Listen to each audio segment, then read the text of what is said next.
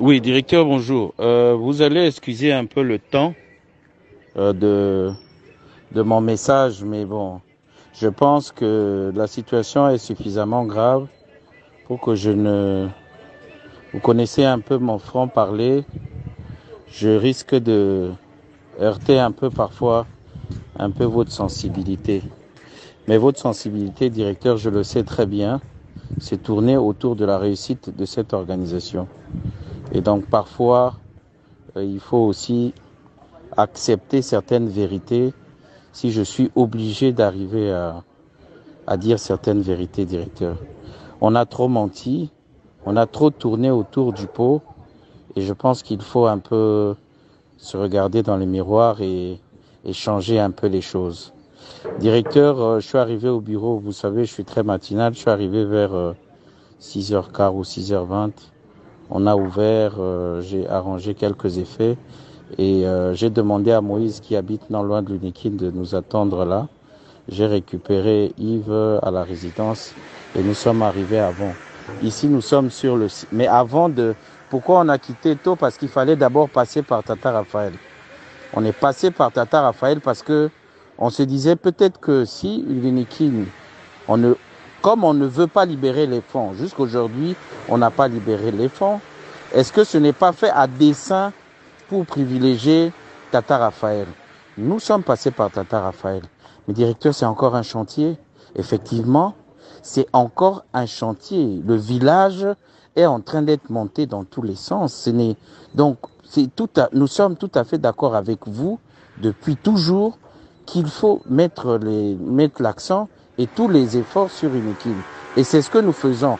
Mais on arrive ici à l'Unikin. Depuis hier déjà, nous l'avons constaté et ça se confirme encore aujourd'hui. Les travaux sont arrêtés. Il n'y a plus de travaux. Tous les sous-traitants qui travaillent ici pour EGECOC ne le font plus.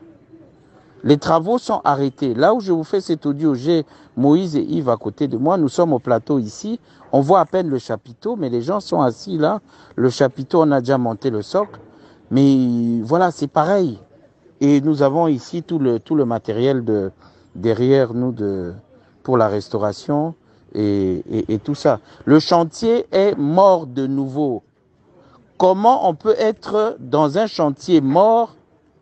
Ce n'est pas un chantier puisque c'est en cours de finalisation, c'est en cours d'équipement.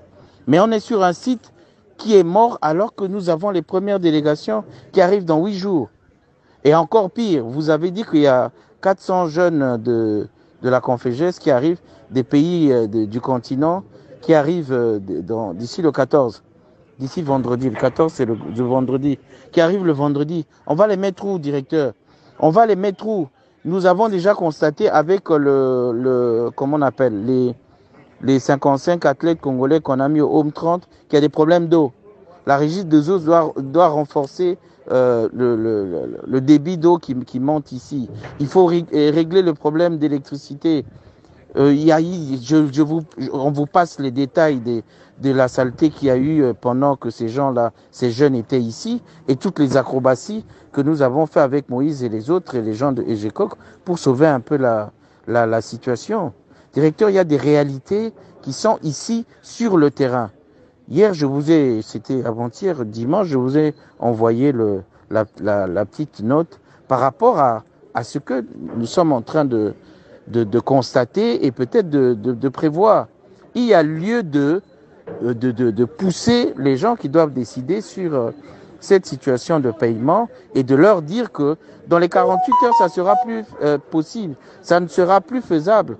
D'ici là, techniquement, nous allons être dans une situation où les pays arrivent pendant que on est en train d'équiper les chambres, comment on appelle ça? On vous a dit que les draps qui sont là ne sont pas adaptés. Ne sont pas adaptés du tout. Venez et voyez, s'il vous plaît. Venez et constatez vous-même de vos propres yeux la situation ici. Nous parlons, nous crions dans le désert, personne ne nous écoute. Moi, je suis fatigué, directeur. Je suis fatigué là où je suis. Je peux craquer. Je peux craquer. Alors que je vais me sacrifier jusqu'à quand? Il laissait ma vie, mes 4 enfants, qui va s'en occuper? Hein, je ne peux pas. Je suis qui et finalement, je vais gagner quoi là-dedans si je perds la vie.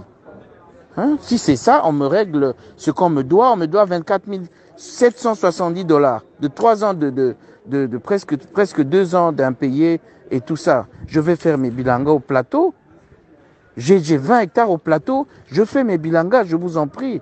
Mais je ne peux pas continuer à me sacrifier.